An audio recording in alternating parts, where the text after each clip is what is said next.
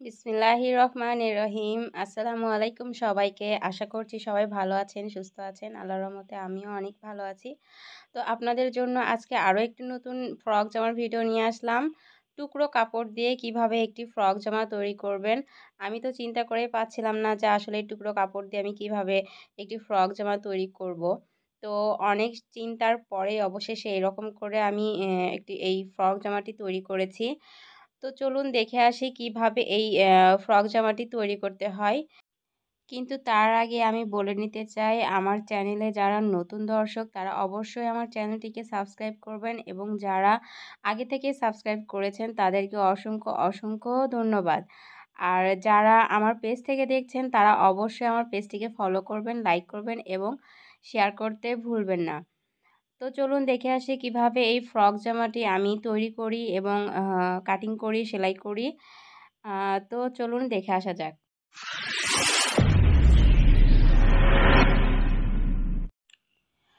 তো এখানে আমি হাফ গজের মতো এই বেগুনি কালার কাপড়টি নিয়েছি। আর হচ্ছে টুকরো কাপড়টি আছে বেগুনি কালারের সঙ্গে। তো এখানে 2 ভাঁজ করা আছে কাপড়টি। তো এই কাপড়ের সঙ্গে আমি এই কাপড়টি জোড়া লাগিয়ে একটু ঘের করে মানে কুচি দিয়ে এরকম করে কিছু করার চেষ্টা করছি। তো দেখুন, এটা 2 ভাঁজ ছিল, আমি 2 ভাঁজ খুলে নিয়েছি আপনাদের দেখানোর জন্য। এভাবে ভাঁজ করে নিচ্ছি 2 ভাঁজ। 2 ভাঁজ করে নেওয়ার পর এটার সাইডে আমি কেটে দিব, এখানে মুড়ি ভাঁজ আছে।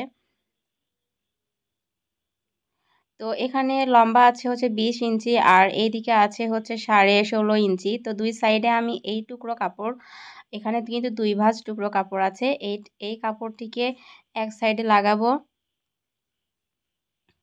এবং হচ্ছে আরও একটি টুকরো কাপড় আছে, এটাও 2 ভাঁজ আছে, এটা আমি এই সাইডে লাগাবো। তারপরে এই 2 সাইড দিয়ে সেলাই করে দেব।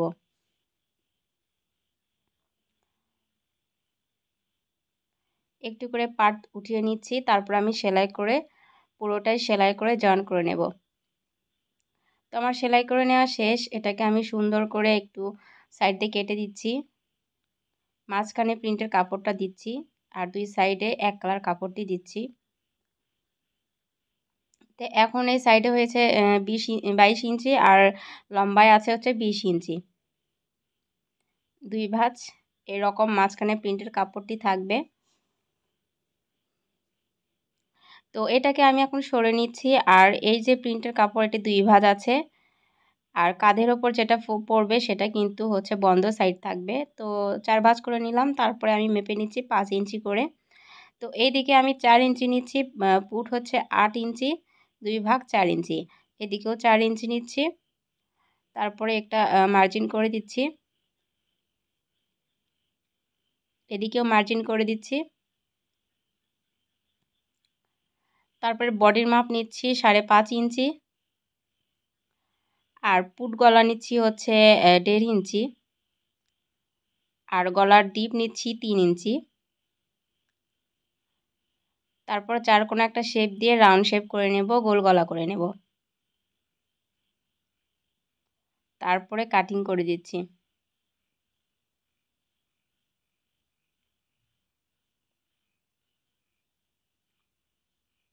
এখানেও রাউন্ড শেপ দিয়ে দিচ্ছি।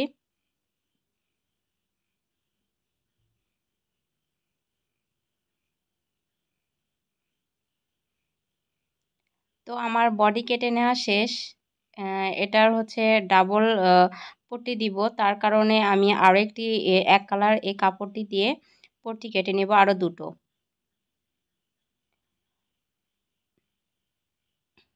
তো এটাকে আমি 4 ভাঁজ করে নিব। 4 ভাঁজ করে নিয়ে আমি বডিটাকে এরকম নিয়েছি, বডির অনুযায়ী আমি সেলাই কাটিং করে দিচ্ছি।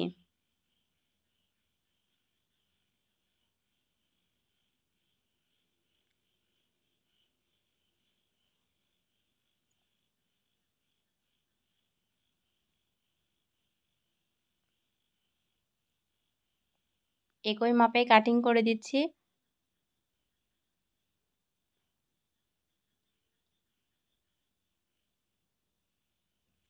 তো আমার বডি কাটিং করে নেওয়া শেষ।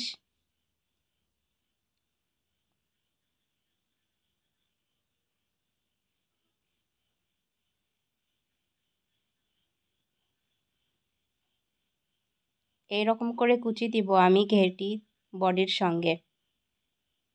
জামাটা কিছুটা এরকম হবে।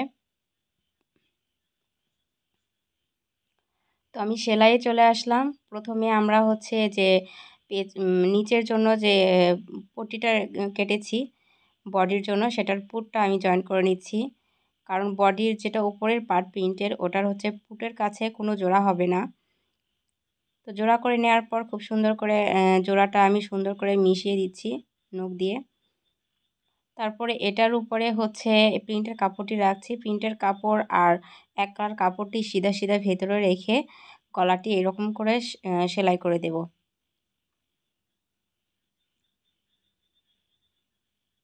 ঘুরে ঘুরে এরকম করে সেলাই করে দিব। তো আমার সেলাই করে দেওয়া শেষ। এখন আমি এই রাউন্ড শেপের এই জায়গাগুলো একটু কেচি দিয়ে কেটে দিচ্ছি।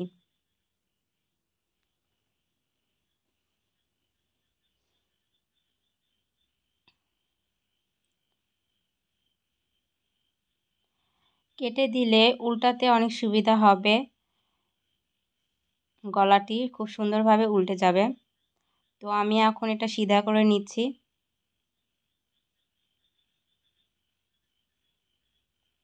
তো এরকম করে সিধা করে নেওয়ার পর গলাটিকে এভাবে ধরছি আর একটু ঘষে নিচ্ছি যাতে সুবিধা হয়, সুন্দরভাবে উল্টে যায়। তো আমার উল্টে গেছে বডিটা। তো আমি হাতের সাইড দিয়ে পাইপিং করে দিচ্ছি।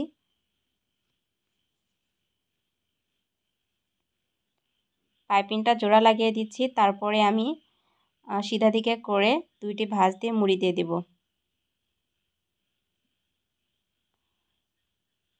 তো সিধা দিকে করে আমি এইরকম করে দুইটি ভাঁজ দিয়ে মুড়ি দিয়ে বগলটিকে খুব সুন্দর করে সেট করে নেব।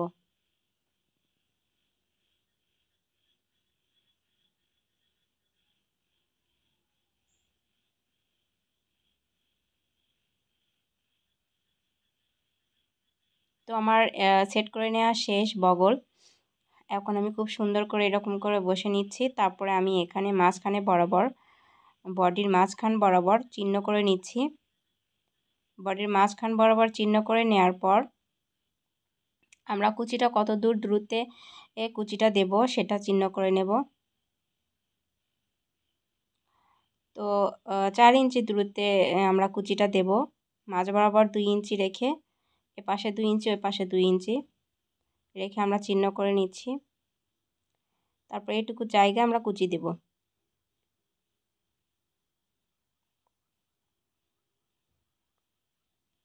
তো এখন আমি কুচি দিয়ে নেব ঘেরটি। এতটুকু জায়গা আমরা কোনো কুচি দেইনি। তারপরে আমরা যেই 4 ইঞ্চি দূরত্ব যে জায়গাটি রেখেছিলাম ওই জায়গায় শুধু কুচি দিয়ে দিচ্ছি।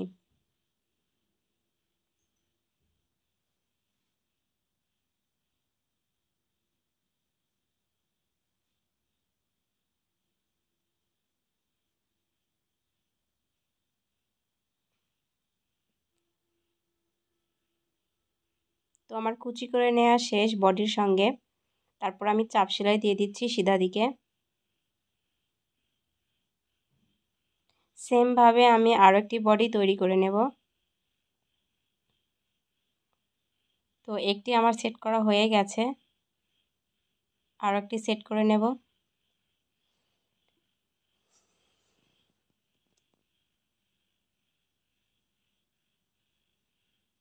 সেমভাবে কুচি দেব।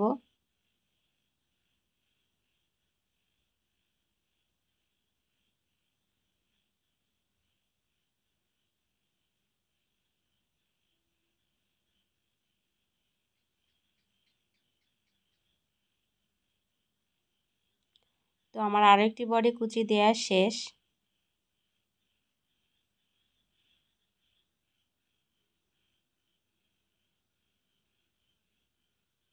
তো আমি চাপ সেলাই দিয়ে দিচ্ছি।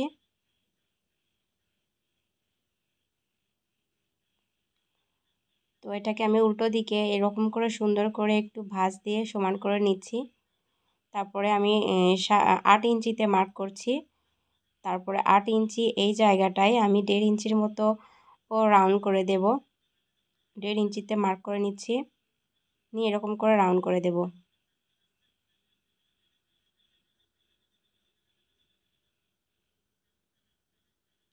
তো এরকম করে রাউন্ড শেপ দিয়ে বডির মাপ অনুসারে সেলাই করে যাব। 11 ইঞ্চিতে মার্ক করছি।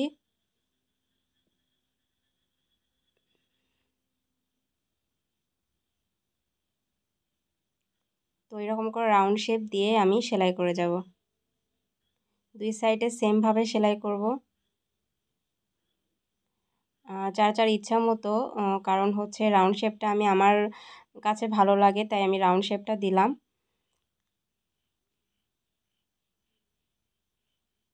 অবশ্যই ডাবল সেলাই দিতে হবে। তো আমার সেলাই করে নেওয়া শেষ। আমি এখন নিচের ঘেরটা তৈরি করব।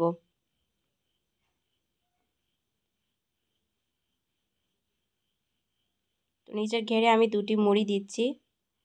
কামিজের সাইডে যেরকম করে মুড়ি দেয় ওরকম করে, এরকম করে মুড়ি দিয়ে আমি সেলাই করে দিচ্ছি। পুরো ঘেরটাই সেমভাবে সেলাই করে দেব।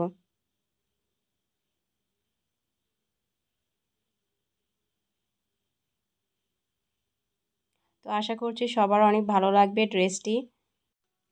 আশা করছি যারা যারা আমার এই ভিডিওটি দেখছেন বেবি ফ্রকের, সবাই বাসায় আপনাদের বেবিদের জন্য তৈরি করবেন এবং বেবিদেরকে পরিয়ে দেখবেন কেমন লাগে।